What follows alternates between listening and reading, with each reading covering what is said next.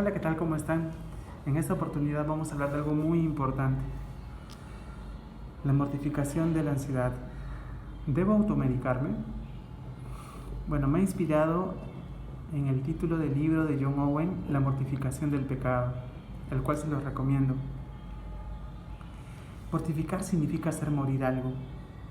Este principio se observa en Romanos 8:13, que dice que si hacemos morir las obras de la carne con el poder del Espíritu, entonces viviremos.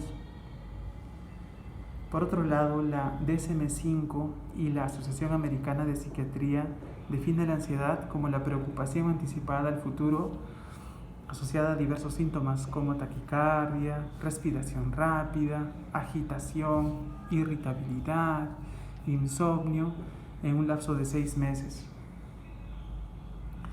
Aproximadamente 1.200 millones de personas están afectadas de ansiedad. Esto hace que este trastorno sea la segunda causa de trastornos mentales a nivel mundial. Y en el contexto del COVID, esta cifra se ha duplicado y se ha incrementado hasta en un 30% el uso de ansiolíticos. Para hablar del origen de la ansiedad, tenemos que hablar del origen de las enfermedades. Entonces, sabemos que en Génesis 3, Adán y Eva pecaron. Y a raíz de eso tenemos enfermedades. Entonces, si alguien se enferma del pulmón, tiene tos. Si alguien se enferma del páncreas, puede tener diabetes. Y si alguien se enferma del cerebro, puede tener convulsiones. O puede tener trastornos del comportamiento, pues somos seres complejos. Tenemos cuerpo y tenemos alma. Entonces, he ahí que puede relacionarse los síntomas también con trastornos mentales, como por ejemplo el trastorno de la ansiedad. Dicho esto, tenemos dos grandes orígenes de la ansiedad, las de origen espiritual y las de origen orgánico. Las de origen orgánico pueden tener dos causas a su vez, las que son por enfermedades cerebrales, por ejemplo tumores cerebrales, esquizofrenia, epilepsia, entre otras. En cambio, tenemos por otro lado las de no origen cerebral, pero que pueden repercutir en esta. Por ejemplo, el hipertiroidismo, que puede generar ansiedad, pero yo no debo tratar la ansiedad en este caso, sino el hipertiroidismo. Disminuir las hormonas tiroideas y mejora la ansiedad. Lo mismo ocurre en la hipoglicemia, en la diabetes, y la lista sigue. La importancia de esto es que el trastorno orgánico tiene que ser tratado por un médico especialista. Sin embargo, la ansiedad espiritual tiene que ser tratada a la luz de la palabra de Dios, porque en Timoteo 3:16 dice que toda la palabra es útil para enseñar, redarguir y corregir. Si tenemos el Espíritu de Dios, como dice en Romanos 8:13, que por el poder del Espíritu podemos mortificar el pecado, entonces podemos entender Efesios 4, cuando Pablo nos dice que por nada estemos afanosos, sino que sean conocidas todas nuestras peticiones delante de Dios.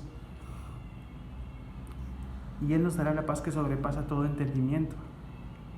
¿Qué pasa si nosotros no le ponemos en oración a Dios todas nuestras preocupaciones? Estamos desobedeciendo, y la desobediencia es pecado. Entonces tenemos que mortificar la ansiedad, tenemos que matar al pecado y tenemos que arrepentirnos de esto. Tenemos que ser como los alquimistas, transformar la basura en oro, nuestras preocupaciones a través de Cristo y la oración en bendiciones, aunque sabemos que estas pueden ser cosas terrenalmente negativas.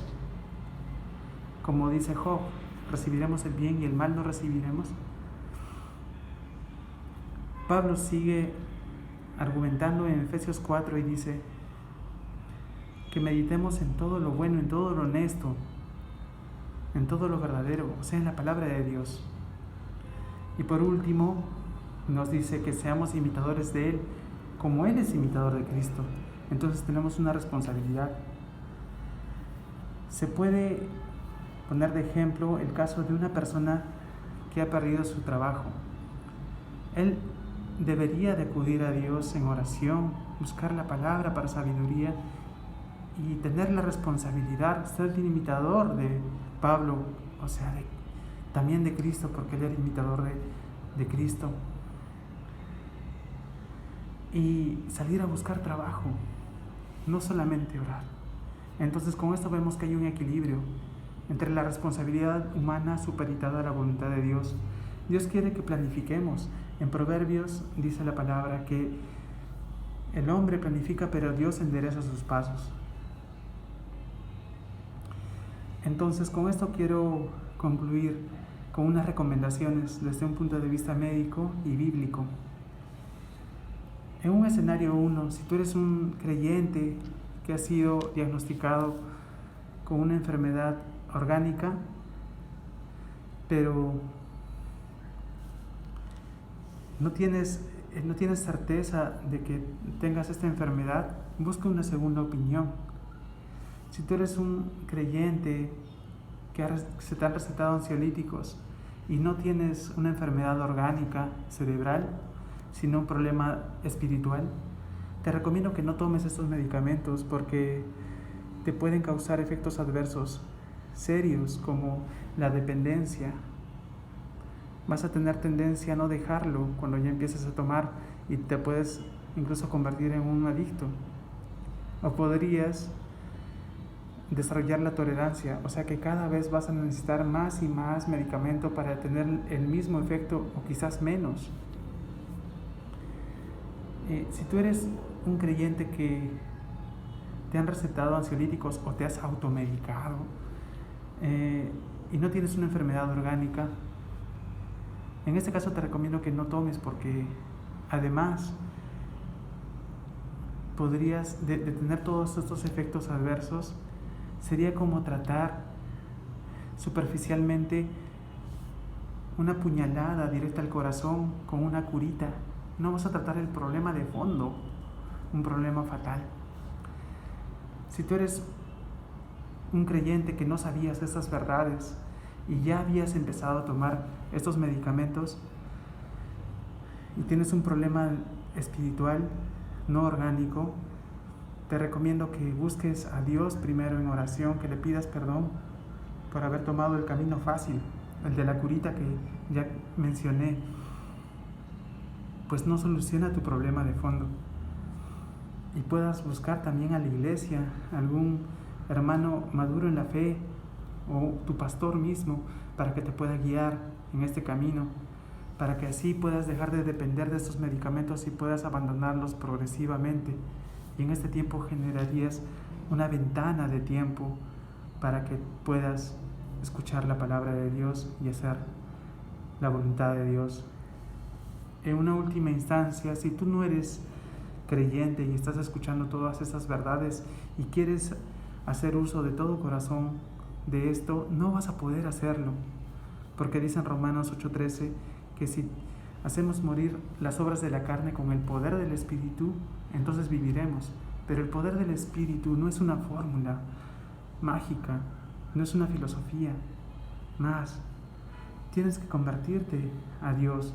Para eso tienes que dejar tu pecado, arrepentirte de todo corazón.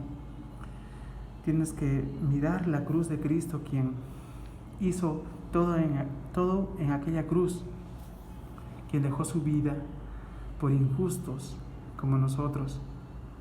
Si tú crees en esto, dice la palabra que Él no rechaza al quebrantado.